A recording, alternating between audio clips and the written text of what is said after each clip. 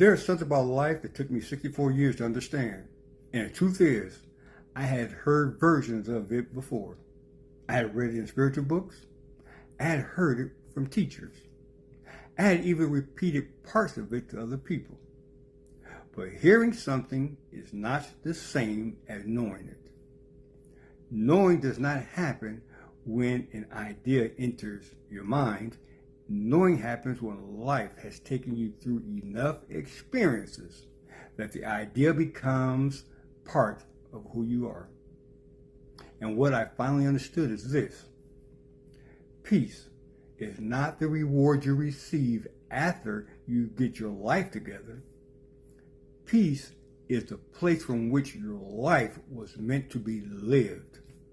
For much of my life, I believed peace would come later, after the problem was solved, after the money was right, after the children were settled, after the work was completed, after the vision became real, after I became the man I believed I was supposed to become.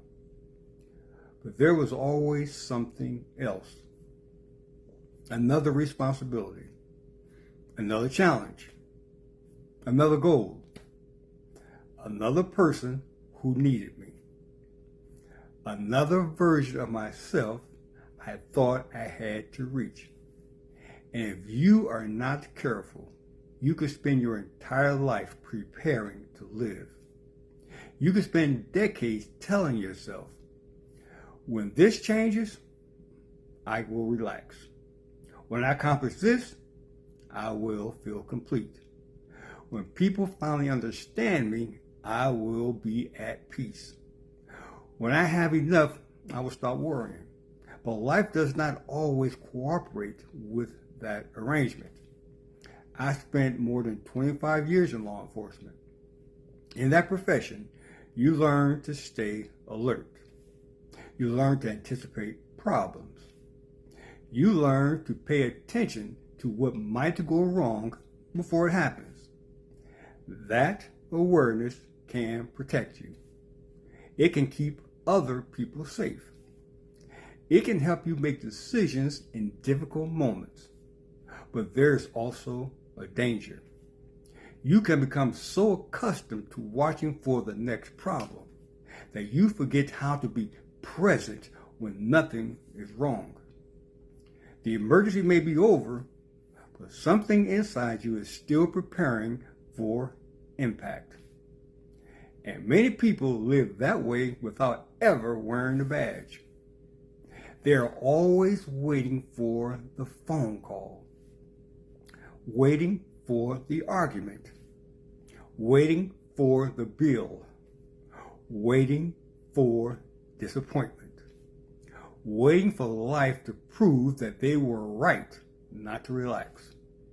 The body is sitting in the present, but the mind is already living inside the next problem. I did not always recognize how deeply this pattern could shape a person.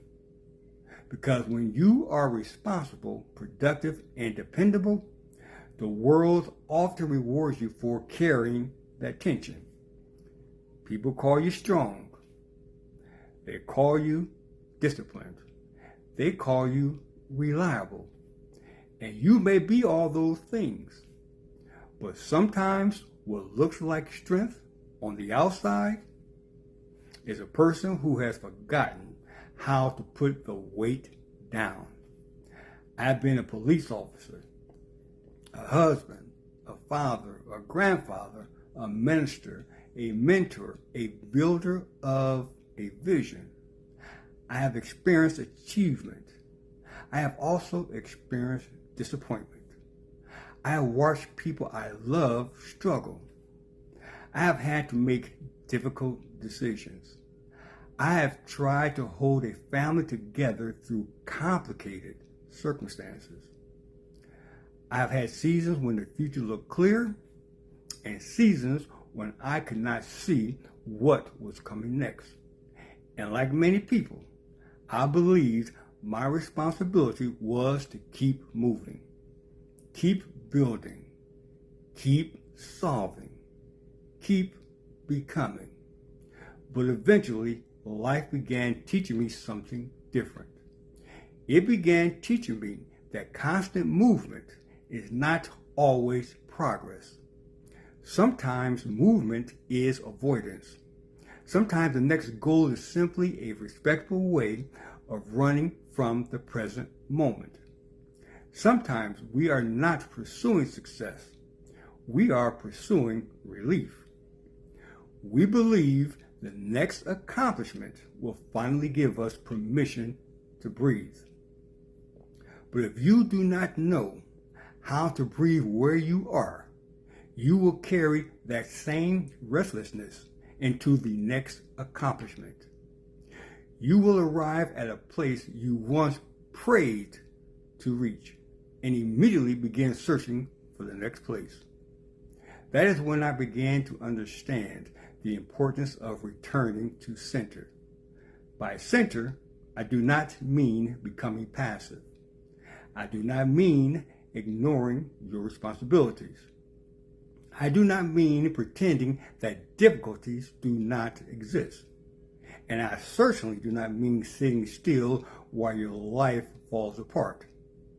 Return to center means finding the place within yourself that exists before the fear, before the reaction, before the performance, and before the pressure. It is a place from which you can see clearly. It is a place from which you can respond instead of react. It is a place from which you can be firm without becoming cruel. It is a place from which you can love without abandoning yourself. It is a place from which you can act without allowing the action to consume your identity. For me, this has become a daily practice. Sometimes it happens in silence, sometimes through meditation, sometimes through Tai Chi, sometimes through conscious breathing. Sometimes it is simply pausing before I speak and asking myself, from what center am I about to act? Am I acting from fear? Am I acting from old conditioning? Am I acting because I need to prove something? Am I acting from frustration? Or am I acting from clarity, love, and gratitude? That question does not always change the circumstances, but it changes the man who enters the circumstances. And that changes everything. Because when you are centered, peace does not make you weaker. Peace gives you access to your strength without allowing anger, fear, or ego to control it. You can still say no. You can still draw a boundary. You can still confront what needs to be confronted. You can still make the difficult call. You can still walk away. You can still build something meaningful. But you are no longer handing control of your inner life to every person, event, or opinion that appears in front of you. That is what I call the centered edge. The center is your inner stability. The edge is your ability to meet life directly. Without the center, the edge becomes aggression, defensiveness, and constant struggle. Without the edge, the center can become withdrawal, avoidance, or spiritual passivity. But when the two come together, you become calm without becoming weak. You become strong without becoming hard. You become present without becoming inactive. And perhaps the greatest lesson I have learned is that nothing outside of you can permanently give you what you have not learned to access within yourself. Money can create options. Achievement can create opportunities. Recognition can open doors.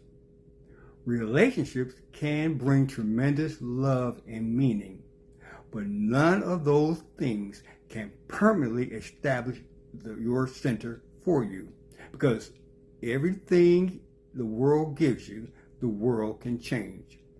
Jobs change, bodies change, relationships change, titles change, finances change, children grow up, people leave, plans are interrupted.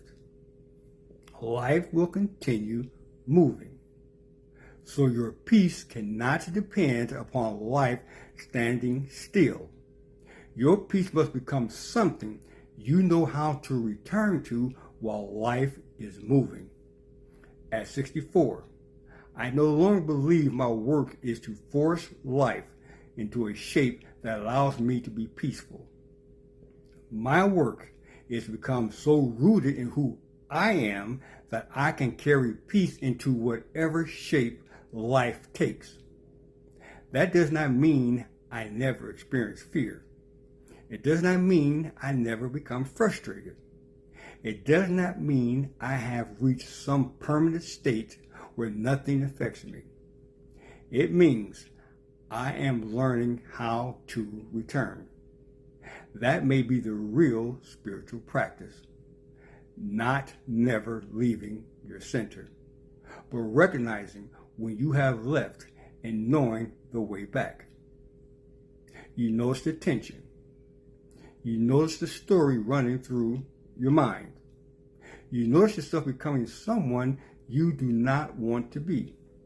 And instead of judging yourself, you pause. You breathe. You observe. You return. Then you choose your next action from a clearer place. This is the lesson I wish I had understood earlier. I thought life was asking me to become more impressive. Life was asking me to become more present. I thought I needed to gain greater control over circumstances. Life was teaching me to gain greater awareness of myself. I thought peace would come when there was nothing left to solve. Life taught me that peace must be present while I am solving it. And I thought I was building a future in which I would finally become whole. But I now understand that wholeness was never waiting in the future. It was waiting beneath the noise. It was waiting beneath the striving. It was waiting beneath every identity I believed I had to perform. It was waiting in the center. So here is something practical you can do today. Before one conversation, one decision, or one reaction, pause for just a few seconds. Take a slow breath and ask yourself, from what center am I about to act? Do not try to sound spiritual. Do not force an answer. Simply notice. That moment of awareness may be enough to interrupt an old pattern. One interrupted pattern can change a conversation. One changed conversation can change a relationship. One relationship can alter the direction of a life. The deepest transformations do not always begin with dramatic action. Sometimes they begin with a pause, a breath, a moment of seeing yourself clearly, and a decision to return. It took me 64 years to understand that peace is not found at the end of life's problems. Peace is the power we bring to them. If this message speaks to where you are in life, I want you to answer one question in the comments. What have you spent years believing had to happen before you could finally find peace? It may be money. It may be relationship, retirement, recognition.